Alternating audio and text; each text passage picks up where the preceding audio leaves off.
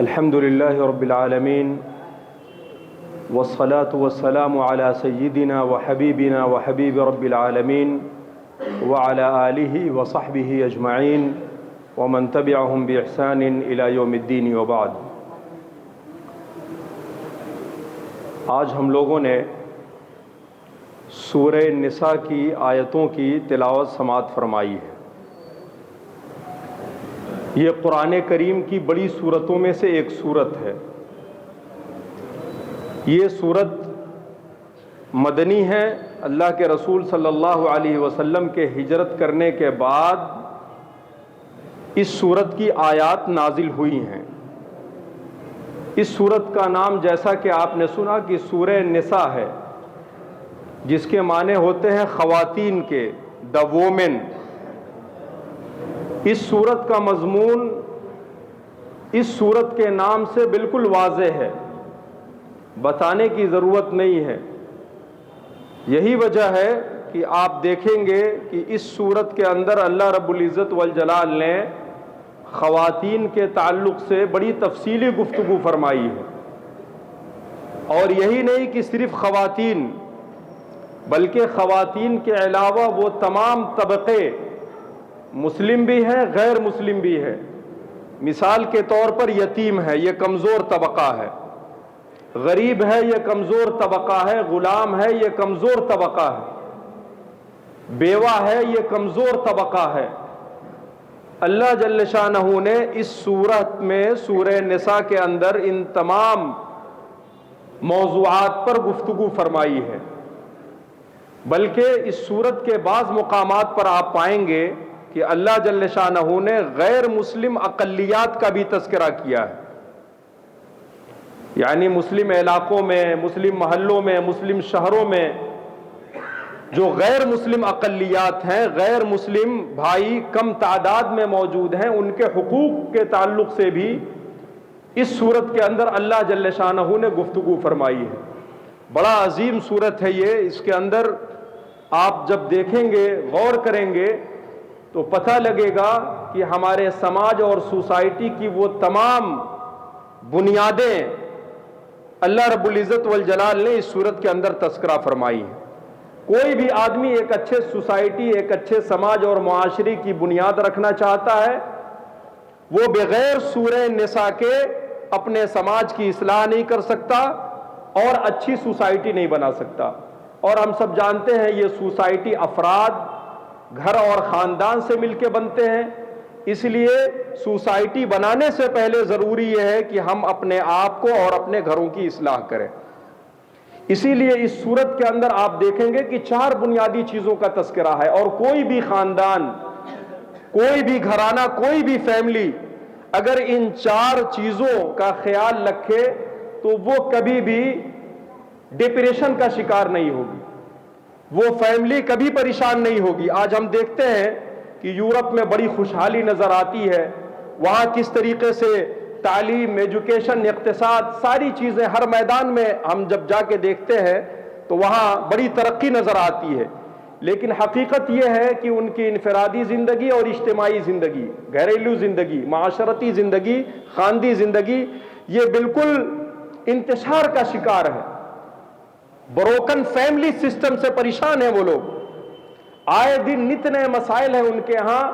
جتنے زیادہ European countries میں لوگ ڈپریشن کے شکار ہیں، مسلمان الحمدللہ ڈپریشن کے شکار نہیں ہیں۔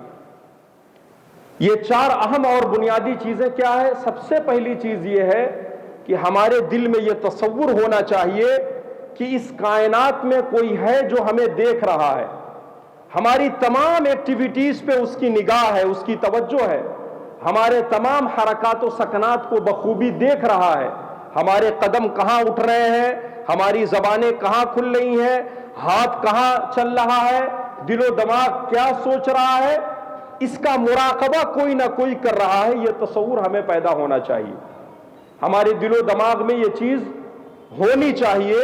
در حقیقت اس کا خلاصہ یہ ہے کہ ہمارے ہاں عقیدہ توحید کا کامل تصور ہونا چاہیے۔ یہ سب سے پہلی چیز ہے۔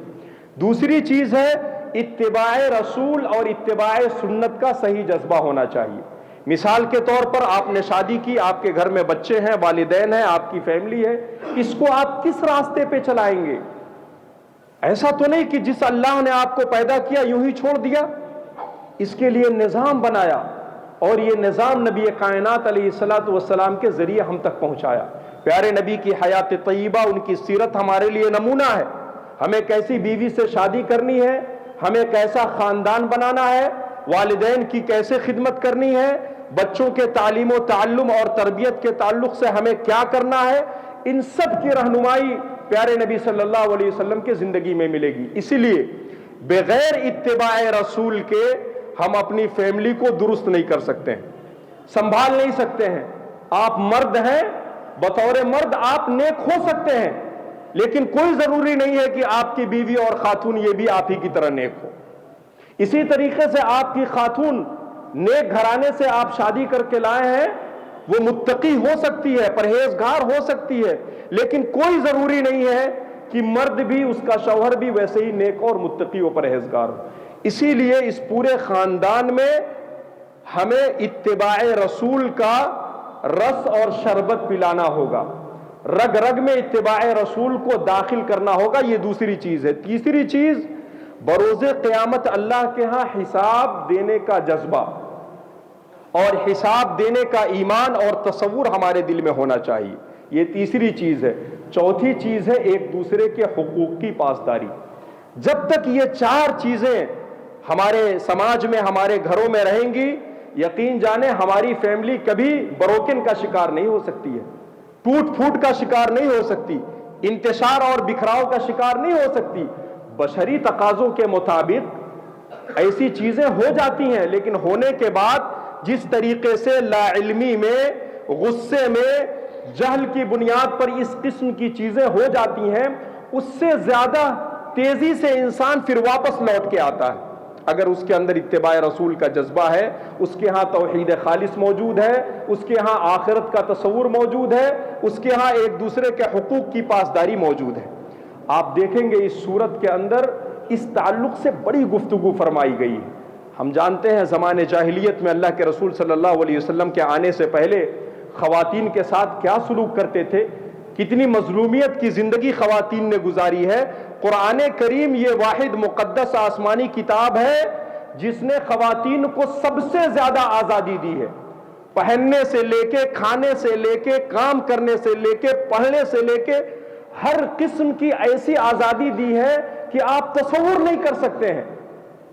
اس سے بڑی آزادی کیا ہو سکتی ہے کہ آپ کے اس جنت نما گھر میں یہ خاتون آپ کے سامنے ننگے ہو کے جو چاہے وہ کر سکتی ہے؟ اس سے بڑی آزادی کیا چاہیے؟ آج ہم آزادی کے نام پہ یہ سمجھتے ہیں کہ خواتین کو باہر ننگے نکال دیا جائے۔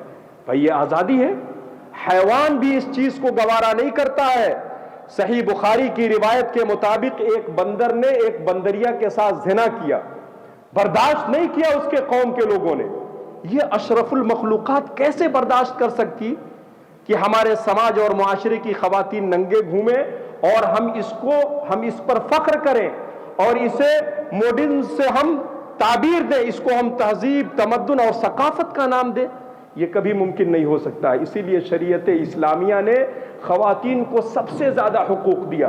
آپ دیکھیں گے اس صورت کے اندر تو چاہے وہ میراث کا مسئلہ ہو، یا اسی طریقے سے خواتین کے شادی بیاہ کا مسئلہ ہو، یا ان کے مہر کا مسئلہ ہو، یا اسی طریقے سے تعدد ازدواج کا مسئلہ ہو، ایک سے زیادہ شادی کرنے کا مسئلہ ہو، ان تمام مسائل کے تعلق سے شریعت نے بڑے واضح طور پہ اس صورت میں گفتگو فرمائی ہے۔ میراث کا مسئلہ آپ دیکھیں اس قرآن کریم کے اس صورت کے ابتدائی آیتوں میں اللہ تعالیٰ کہتا ہے کہ للرجال نصیب مما ترک الوالدان والاقربون، ماں باپ، اعزاء، اقربا جو مال چھوڑ کے جائیں اس میں مردوں کا حق ہے۔ وَلِلنِّسَاءِ نَصِيبٌ مِّمَّا تَرَكَ الْوَالِدَانِ وَالْأَقْرَبُونَ مِمَّا قَلَّ مِنْهُ أَوْ كَثُرَ۔ اسی طریقے سے والدین، رشتہ دار، اعزاء و اقربا جو مال چھوڑ کے جاتے ہیں اس میں خواتین کا بھی حصہ ہے۔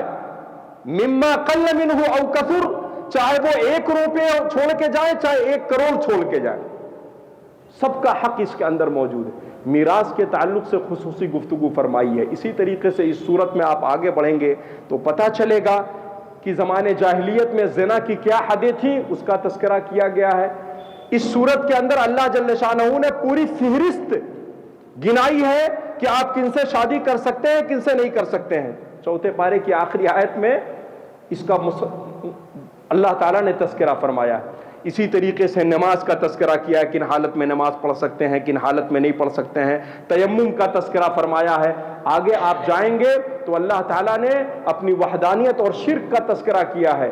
اس کے بعد آپ آگے بڑھیں گے تو ایک اپنے سماج کا سب سے بڑا ناسور امانت میں خیانت، اس کا تذکرہ اسی صورت کے اندر کیا ہے۔ اور یہ آیت کریمہ ان اللہ یأمرکم ان تؤدوا الامانات الی اہلہا، یہ آیت کریمہ مفسرین کے بقول اللہ جل شانہ نے حضرت عثمان بن طلحہ کے بارے میں نازل فرمائی۔ اللہ کے رسول صلی اللہ علیہ وسلم جب فتح مکہ کے موقع پر گئے تھے، آپ نے طواف وغیرہ کرنے کے بعد خانہ کعبہ کی چابی منگائی اور حضرت عثمان بن طلحہ کے حوالے کیا، چونکہ شروع سے وہ لوگ خانہ کعبہ کے دربان اور اس کے نگہبان تھے، اسی لیے بطور امانت اللہ کے رسول صلی اللہ علیہ وسلم نے اس چابی کو ان کے حوالے کیا۔ اسی لیے مفسرین لکھتے ہیں اس آیت کی تفسیر میں کہ ان الامانۃ مردودۃ الی اہلہا، امانت داروں کو اسی طریقے سے پہنچائی جائے جس طریقے سے آپ کے پاس آئی ہوئی ہے۔ اسی طریقے سے اس صورت کے اندر اتباع رسول کے تعلق سے گفتگو فرمائی گئی ہے۔ آپ آگے بڑھیں گے تو سلام کے آداب کو سکھایا گیا ہے۔ مزید آگے بڑھیں گے تو یہود کا تذکرہ ہے، کس طریقے سے انہوں نے حضرت عیسیٰ علیہ الصلاۃ والسلام کے ساتھ معاملہ کیا۔ عقائد عیسیٰ علیہ الصلاۃ والسلام کے تعلق سے غلط عقائد کا تذکرہ ہے کہ کوئی اس کو اللہ کا بیٹا مانتا ہے، کوئی اللہ مانتا ہے، کوئی تین میں سے ایک مانتا ہے۔ ان تمام نظریات کی تردید اس صورت کے اندر اللہ جل شانہ نے کیا ہے۔ اسی طریقے سے ان لوگوں کی بھی تردید کی ہے جن کا یہ دعویٰ ہے کہ حضرت عیسیٰ علیہ الصلاۃ والسلام کو قتل کر دیا گیا، ان کو سولی پہ چڑھا دیا گیا۔ ان تمام موضوعات پر اللہ جل شانہ نے بڑی تفصیلی گفتگو فرمائی ہے۔